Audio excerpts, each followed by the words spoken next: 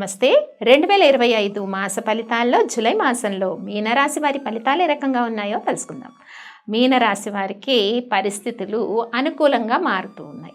ఎందుకంటే ముఖ్యంగా ఈ మాసంలో చూసుకున్నట్టయితే ఆలోచనలు ఫాస్ట్గా అన్న ఇంప్లిమెంటేషన్ కొంచెం స్లోగా ఉంటుంది. బట్ ఆలోచనలు వేగవంతంగా ఉంటాయి.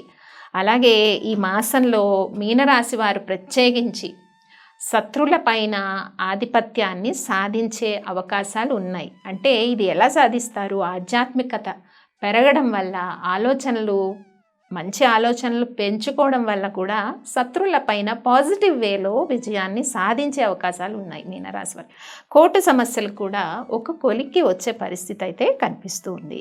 ఇక విదేశీ ప్రయాణాలు ఎవరైతే చేయాలనుకుంటున్నారో మీనరాశి వారు ఇటు ఉద్యోగాలకు కానీ, విహారయాత్రలకు కానీ, చదువుకోవడానికి కానీ ప్రయత్నం చేస్తున్న విద్యార్థులకు కానీ పరిస్థితులు అనుకూలంగా మారబోతున్నాయి మీనరాశి వారికి.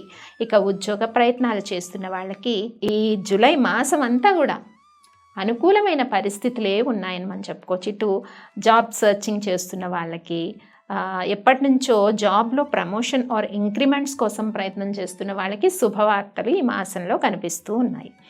ఇక ఫ్యామిలీ సిచ్యువేషన్స్ పాజిటివ్గా మారుతున్నాయి. ఇటు బంధువులతోటి కానీ, సోదరిమణులతోటి ఉండే సంబంధ బాంధవ్యాలు వృద్ధి చెందుతాయి.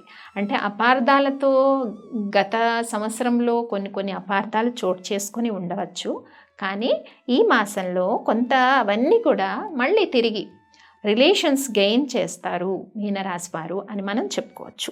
ఇక బిజినెస్ ట్రాన్సాక్షన్స్ చాలా పాజిటివ్గా ఉన్నాయి. ఇటు ఆడవాళ్ళు నిర్వహించే వ్యాపారాలు ఏవైతే బ్యూటీ పార్లర్స్ కానీ, బొటిక్స్ కానీ ఇలా ఉంటాయో, ఫుడ్ రిలేటెడ్ బిజినెస్ కానీ ఇవన్నీ కూడా వృద్ధి చెందడానికి అవకాశం ఉంది. అలాగే వ్యాపారాలు నిర్వహిస్తున్న వారందరికీ కూడా, నూతన వ్యాపార ప్రయత్నాలు చేసే వాళ్ళకు కూడా పాజిటివ్గా సిచ్యువేషన్స్ ఉన్నాయి. ఇక మీనరాశి వారికి ఇటు కొలీగ్స్తో కానీ, నైబర్స్తో కానీ మంచి సంబంధ బాంధవ్యాలు వృద్ధి చెందుతాయి. ఆకర్షణ పెరుగుతుంది. ఎలా పెరుగుతుంది ఆకర్షణ? మీ యొక్క సిన్సియారిటీ బట్టి, మీ ఆరో లెవెల్ పెరగడం వల్ల ఆకర్షణ సహజంగానే మీనరాశి వారికి పెరిగే సిచ్యువేషన్స్ ఉన్నాయి. సో ఈ ఆకర్షణ అనేది పాజిటివ్గా టర్న్ చేసుకుంటేనే అనుకూలత ఉంటుంది. ఆకర్షణ నెగిటివ్ వేలో యూజ్ చేసే వాళ్ళు కూడా ఉంటారు. ఇలా యూజ్ చేసుకుంటే చాలా ఇబ్బంది అవుతుంది. ఎందుకంటే ఇలా యూజ్ చేసిన సందర్భాల్లో ఏమవుతుంది అంటే, కర్మాధిపతి కూడా ఉన్నారు కాబట్టి, ఏళ్ళనాటి శనిలో ఉన్నారు కాబట్టి మరి వ్యతిరేకమైన ఫలితాలు కూడా పొందడానికి అవకాశం ఉంటుంది కదా.